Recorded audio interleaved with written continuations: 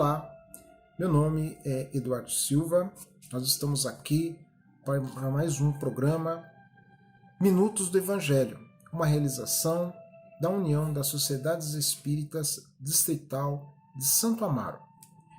E nós vamos dar sequência ao nosso Evangelho, trazendo hoje o capítulo 9, itens de 1 a 5, que tem como título principal Bem-aventurados os mansos e pacíficos, e o subtema que é injúria e violência, está nos itens de 1 a 5. Inicia assim Kardec fazendo referência ao Evangelho de Mateus. Ele inicia dizendo: Bem-aventurados os mansos, porque eles possuirão a terra. Bem-aventurados os pacíficos, porque serão chamados Filho de Deus. Ouvistes o que foi dito aos antigos? Não matarás, e quem matar será réu no juízo. Pois eu vos digo que todo o que se ira contra o seu irmão será réu no juízo. E o que disser a seu irmão, raca, será réu no conselho. E o que disser, és louco, merecerá a condenação do fogo do inferno. Por essas máximas, Jesus estabeleceu como lei a doçura, a moderação, a mansitude e a afabilidade, além da paciência. E, por consequência, condenou a violência, a cólera e até mesmo toda expressão descortês. Nós vamos perceber nesses 5 itens do Evangelho uma necessidade de viver em paz, uma necessidade de buscar e, sobretudo, vivenciar esse estado de paz. Todos nós sabemos que não é fácil buscar e exercitar diariamente esse estado de paz. É interessante porque quando nós observamos nesse capítulo, bem-aventurados os mansos e os pacíficos, nós vamos perceber que ser brando ou mesmo ser pacífico é bem diferente de sermos passivos. Vale lembrar que Jesus, ele sempre se posicionou diante dos mais diversos conflitos humanos. Só para ilustrar, nós podemos citar 2 passagens. Podemos citar a passagem da mulher adúltera, por exemplo. Podemos citar ainda o momento onde Jesus se posicionou diante daqueles que faziam do seu templo, que faziam daquela sinagoga, uma oportunidade de fazer e angariar recursos financeiros, ou seja, fazendo comércio ali diante do templo. Então Jesus, ele não foi passivo. Jesus era o exemplo da mansitude. Jesus era um pacificador. E nós vamos perceber essa grande diferença durante toda a jornada de Jesus. Todos os exemplos que ele nos deixa, nos exemplificou através do seu amor, do exercício do perdão. Nós vamos perceber a fraternidade. Jesus não julgava, Jesus não condenava. Ele era a mansitude, ele era a pacificação. E nós vamos perceber também que o que nós precisamos é sermos justamente pacificadores. Jesus também falou de possuir a terra. Então vamos compreender ou buscar uma maior compreensão nesse quesito de herdar a terra. Todos nós sabemos que estamos vivenciando um momento de transição planetária.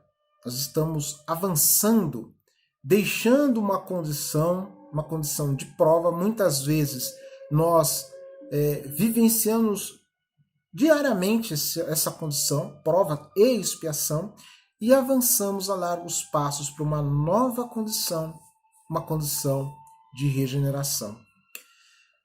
E herdar a terra é justamente herdar essa nova condição, é vivenciar e buscar a vivência, nos adequar nessa condição, onde, dentro de uma condição de regeneração, veja que nós não estamos falando de mundos superiores, mundos felizes, nós estamos falando de uma condição de regenerados. O primeiro quesito que nós vamos precisar, ou um dos primeiros quesitos, é justamente sermos pacificadores. É justamente exercitar essa pacificação. Não cabe numa condição de regeneração sermos violentos, exercitarmos a violência, não sermos pacificadores, não sermos pacientes com nossos semelhantes.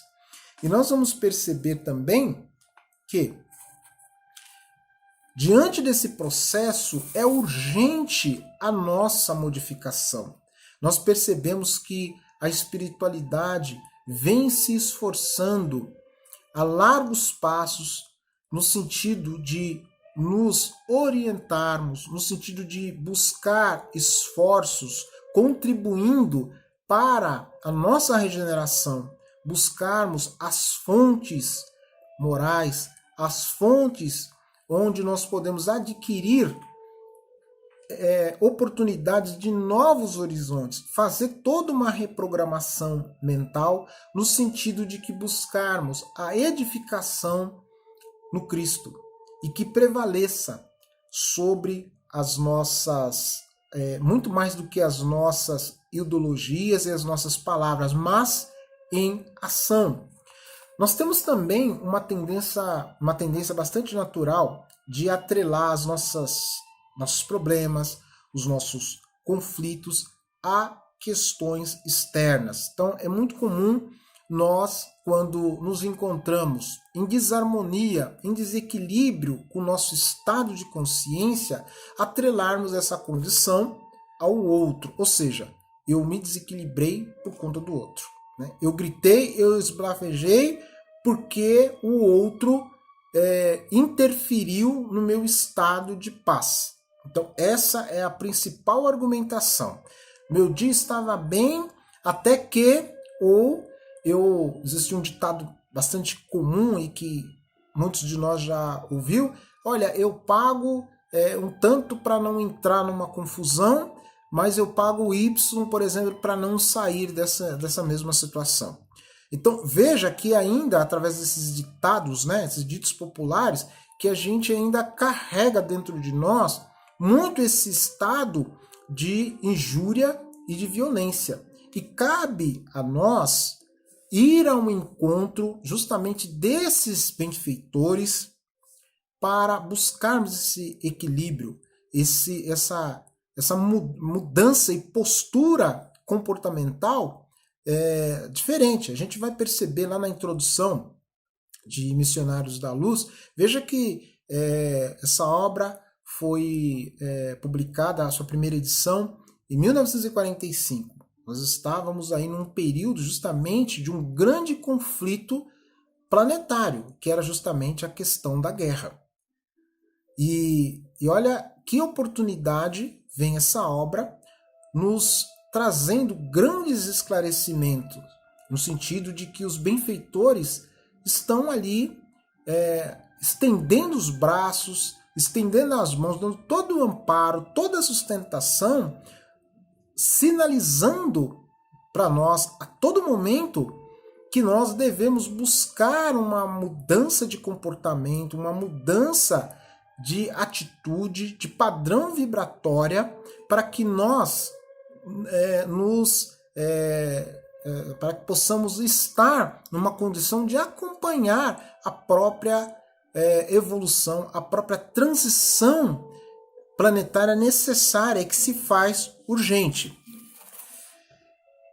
A responsabilidade é nossa. Não dá para responsabilizar o outro pelos nossos insucessos e pelas nossas invigilâncias.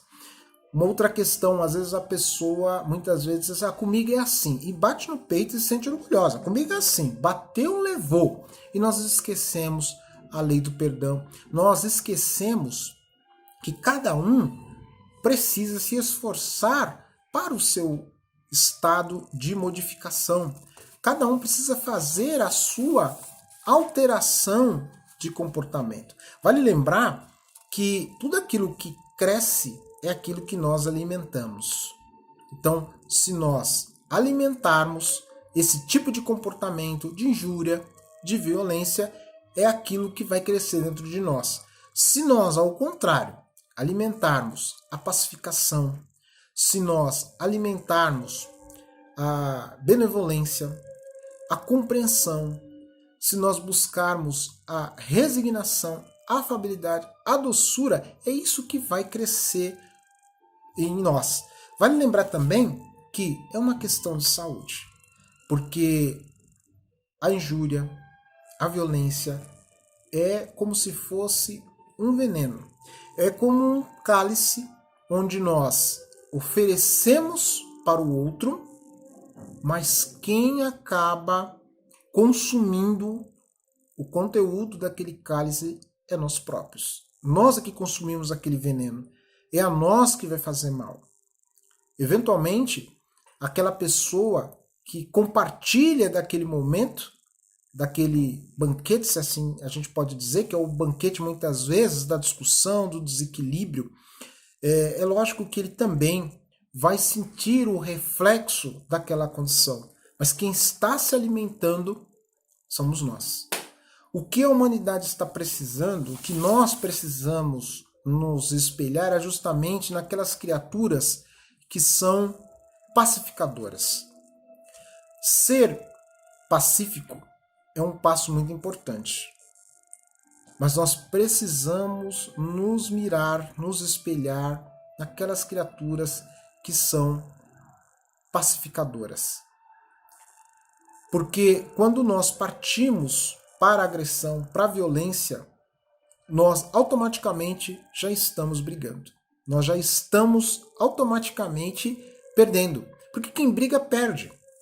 Aquela pessoa que é pacificadora, porque o que a humanidade está precisando é justamente isso. Nós vivemos um momento onde nós vamos perceber a polarização em vários quesitos da sociedade.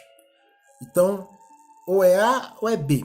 Né? Então, aquele que tem a opinião A, ele de forma alguma aceita sequer pensar ou imaginar a possibilidade da opinião B ter lá as suas razões. E por conta disso, a separação, por conta disso, a desunião, ao invés de procurarmos exercitar a paciência, a mansitude e a fraternidade com as diversidades de opiniões. Porque nós crescemos também quando nós ouvimos o nosso semelhante, quando nós muitas vezes damos e nos permitimos a oportunidade de ouvir uma opinião que muitas vezes difere da nossa. Mas que aquela outra opinião também tem a sua razão. É importante exercitarmos a diversidade. Por fim, lá no item 5º, inicia assim o item 5. Mas o que dizia Jesus por essas palavras? Bem-aventurados os mansos, porque eles possuirão a terra. Não ensinou a ele a renúncia aos bens terrenos, prometendo os céus? Ao esperar os bens do céu, o homem necessita dos bens da terra para viver. O que ele recomenda, portanto, é que não se dê a estes últimos mais importância do que aos primeiros. Por essas palavras, ele quis dizer que até agora os bens da terra foram assombrados pelos violentos em prejuízo dos mansos e pacíficos, que a estes falta frequentemente o necessário, enquanto os outros dispõem do supérfluo. E promete que a justiça lhe será feita, assim na terra como no céu, porque eles serão chamados os filhos de Deus. Quando a lei do amor, a caridade, for a lei da humanidade, não haverá mais o egoísmo. O fraco e o pacífico não serão mais explorados nem espizinhados pelo forte e o violento. Será esse o estado da terra, quando, segundo a lei do progresso e a promessa de Jesus, ela estiver transformada num mundo feliz pela expulsão dos maus. Ou seja, expulsão dos maus significa que, por uma questão de não adaptação à nova condição, então não haverá mais aquela situação de explorados e exploradores. O que nós vamos verificar é uma igualdade, é uma condição regenerativa e buscando sempre galgar novas esferas, mas é um chamamento para que possamos acompanhar essa transição, para que possamos observar que o nosso semelhante, ele também necessita de a compreensão, ele também necessita do amor, que muitas vezes nós nos eximimos desse amparo, de estender essa compreensão, de estender a fraternidade, de sermos muitas vezes negligentes com o nosso semelhante. E às vezes são situações do cotidiano que faz com que nós nos esquecemos do nosso compromisso de sermos pacificadores, seja lá no trânsito, seja no ambiente doméstico, no nosso ambiente profissional. Nós esquecemos muitas vezes dos ensinamentos que o próprio Evangelho nos proporciona. Sermos mansos, sermos pacíficos, mas sobretudo sermos atuantes, termos a nossa opinião diante das adversidades, mas sobretudo sermos esse elemento que nós podemos dizer que é um divisor de águas, assim como o exemplo do Mestre Jesus, que sempre buscou se posicionar diante dos mais diversos assuntos, mas sobretudo exerceu a condição de pacificadores. Nós vamos perceber em toda a história da humanidade criaturas que fizeram esse exercício de ser pacificadores. Podemos citar aqui Nelson Mandela, por exemplo, que quando foi, assim que ele exerceu a condição de presidente, da África, a primeira coisa que ele fez foi trazer, no dia da sua posse, 2 dos seus carcereiros, 2 das pessoas que, quando ele esteve no cárcere, ficaram ao lado dele. Isso é um exemplo de perdão, esse é um exemplo de humildade e, ao mesmo tempo, de oportunidade. Porque muitas vezes, ao longo de toda a história da transformação, todas essas pessoas necessitaram de uma oportunidade para ser e refazer a sua história. Uma dessas figuras que eu admiro bastante, e acho que a maior parte de nós admira, é Paulo, que também transformou, que também exercitou o amor, a caridade, o perdão, mas sobretudo buscou a sua renovação interior, buscou a sua renovação íntima todos os dias. Todos os dias ele fazia esse autocompromisso de ser pacífico, de exercitar a paz íntima e a paz no ambiente que ele presenciava, que ele se fazia presente. E é interessante porque Jesus, ele sempre recomendava que a paz esteja convosco, que a paz possa fazer morada em nossos corações, que a paz possa fazer moradia nas nossas atitudes, no nosso mental, no nosso físico e na nossa vida. Que Jesus nos abençoe e que possamos nos encontrar brevemente nesses minutos do Evangelho. Muita paz a todos.